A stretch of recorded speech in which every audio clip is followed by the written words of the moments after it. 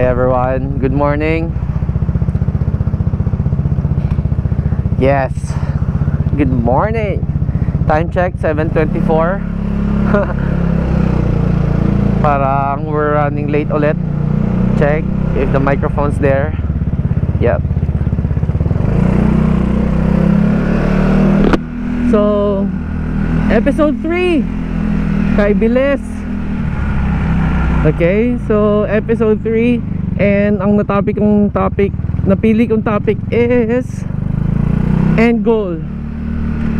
Ano ba ang mga end goal natin sa buhay? Ito yung things I'm pondering on.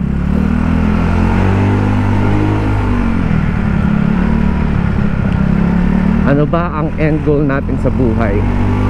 Sa iba, gusto yumaman. Iba, simple living. Yung iba gusto maging negosyante, minsan gusto maging politician. Yan ang mga end goal natin sa buhay. Pero sa'yo, ano ba ang pinaka end goal mo? Comment down below. Kasi may nakita akong mga vlog recently na yung mga end goal or end game nilang sinasabi. Wait lang guys, kati ng ilong ko. So si Kong TV parang gusto niyang sundan ang yapak ni PewDiePie na mag-retire sa Japan. Kasi si PewDiePie, although gumagawa pa rin siya ng mga videos ngayon, pero nasa Japan na sila nagsettle ng asawa at pamilya niya. So ang end goal para kay PewDiePie is to settle down in Japan. And gusto din yun ni Kong TV. Yun ang end goal ni Kong TV, to settle down in Japan. Sinabi niya yun sa vlog niya. Okay guys, huwag tayo masyado rumatrat. Na-excite lang ako ng konti sa usapang end goal. So okay na ako sa Thailand. Gusto ko naman ang Thailand guys. Oops, yeah.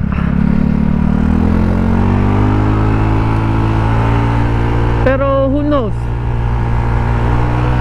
Kahit ano naman plano ko sa buhay, si Lord pa rin naman ang masusunod. Pero ang end goal ko is anywhere. Well, masyado siyang broad, anywhere. Pero I believe kasi na ang gusto ko lang mangyari, and ang gusto ko lang ma-accomplish is to have more than enough so that I can take care of those people who took care of me and still taking care of me. Yan si Mama, Ermats ko, and mga kapatid ko. Although they did not really take care of me, yung mga kapatid ko, pero si Mama, I want her to have a comfortable life. Hindi naman yung comfortable na wala na siyang gagawin, pero yung gusto niya yung ginagawa niya.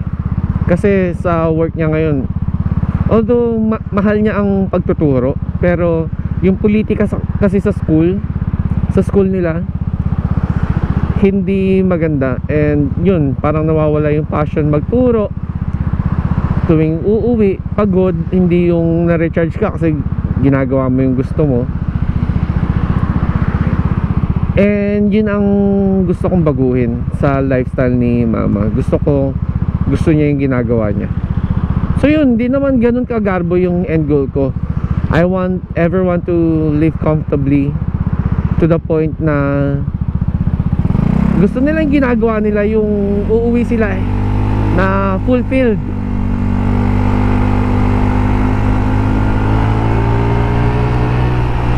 So yun ang end goal ko. And para sa sarili ko, I want to do things, anything I want, anytime I want it.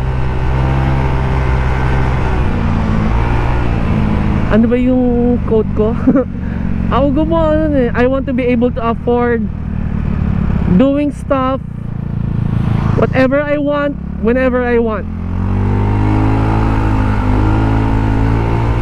Kaya ngayon guys, medyo nag-shift na yung utak ko. Dati kasi gusto ko lang ang mindset ko lang is to be able to survive each day, yung without thinking of what tomorrow is going to be. Although biblical naman yun na don't worry about tomorrow. Ano yung tumusok sa kamay ko? Do not worry about tomorrow, and be confident sa provision ng Lord. Pero hindi naman sa pero may part din kasi tayo doon. Sabi nga nila if God's will is God's will, so you don't have to worry about it. Pero eto yung malaking pero walang i-bless si Lord kung wala kang ginagawa, diba? Yun ang philosophy ko sa buhay. You trust God to the point na He will bless whatever you're doing.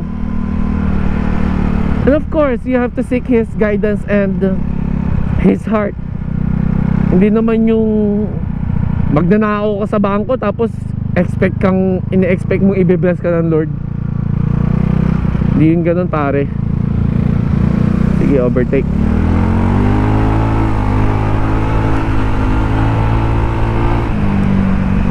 So yun ang end goal ko, guys. And yung mga steps na tinatake ko ngayon is something that will get me closer to that end goal. Yun naman talaga, hindi naman dapat yung mag-aarbong end goal agad yung trabahuhin. Each day you wake up, you take one step further. That's still one step closer to your goal, diba? So yun ang gusto kong mangyari. Although we're employees today, but I work hard. Emphasis on hard.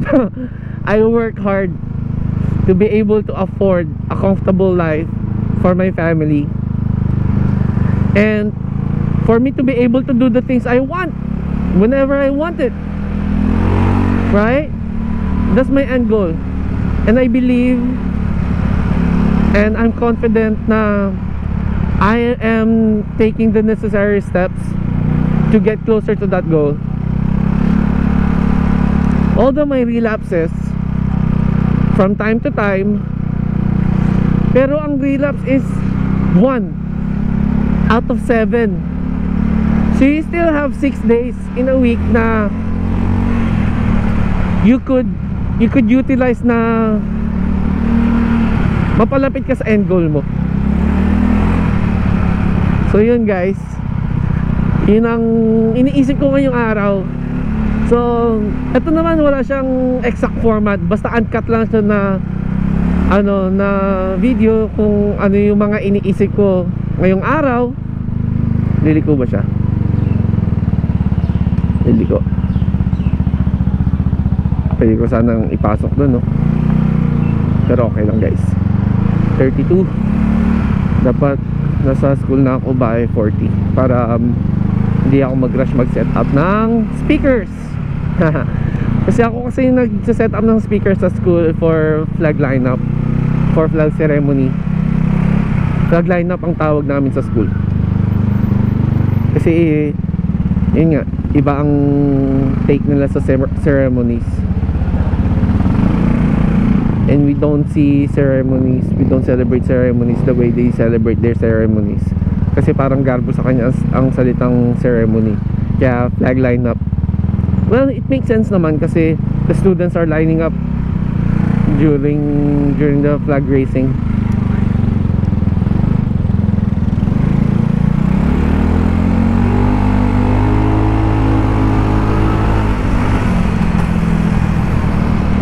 Yes. So yun, guys, usapang end goal. Mamaya pag uwi, dadagdagan ko pa to. So ang ginagawa kong diskarte is sa umaga yung things to ponder, tapos isipin ko siya isipin ko lang siya ng iisipin, and then sa hapon re-reflect ako.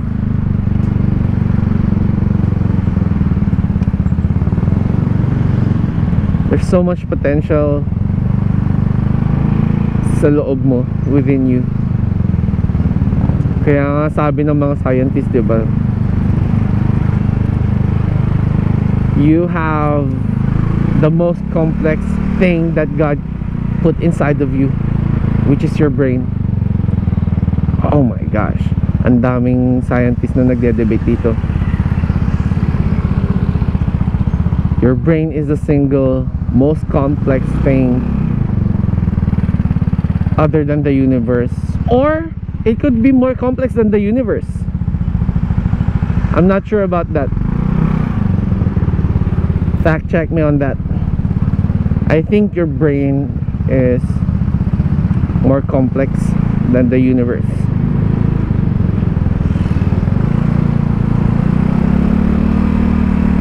So there's endless potential. If the universe is expanding year by year, day by day, second by second, you could be expanding your brain too. What can you do to expand your day? Your brain pala, not your day.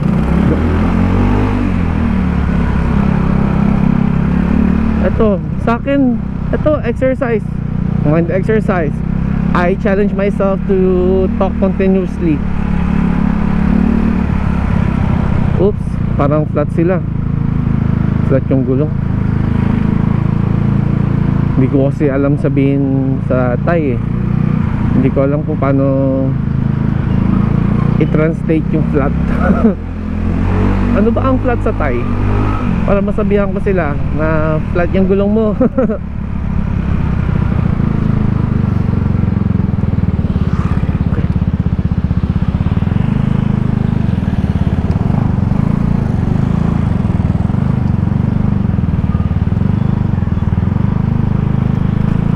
May time pa ba ako mag 7-Eleven? Yeah, I think so. Gusto ko ng ano, banana.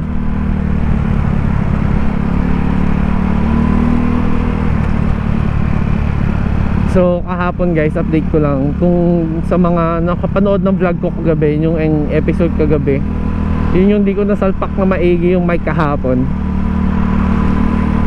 Okay lang. Uy, si Dominic Nailbone galing 7-Eleven. Hindi ko nasalpak pero I was on my way to meeting. May meeting akong pinuntahan na it would take me steps closer to my end goal. So speaking of end goal, do not starve yourself.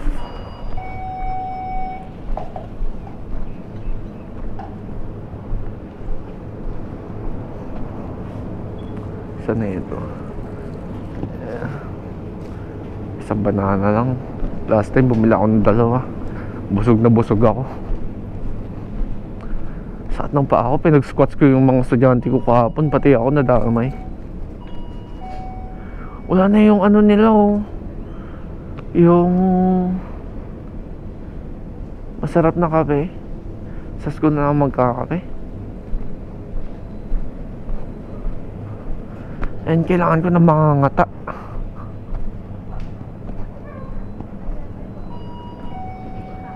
Okay na.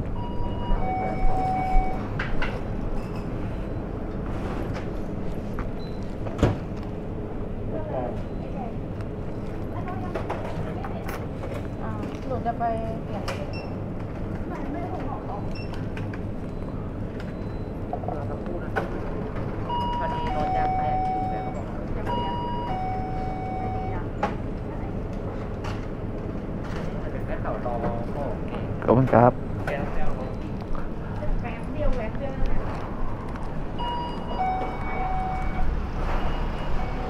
So guys, nag-ano din pala ako guys, speaking of end goal, I did something na makakatulong sa akin. It is to eliminate yung stress, which is mga babae. Nag-delete ako kagabi ng dating apps. Tapos dinelete ko din yung account. Hindi lang yung app kasi dati nag-delete ako ng app tapos nandun pa rin yung account ko. So parang whenever I feel like swiping left or right, babalik lang ako. Pero ngayon pati yung account dinelete ko na. Stressful na mga babae. Sino ito? Finance? Hindi ko pala alam. Police. Balik up.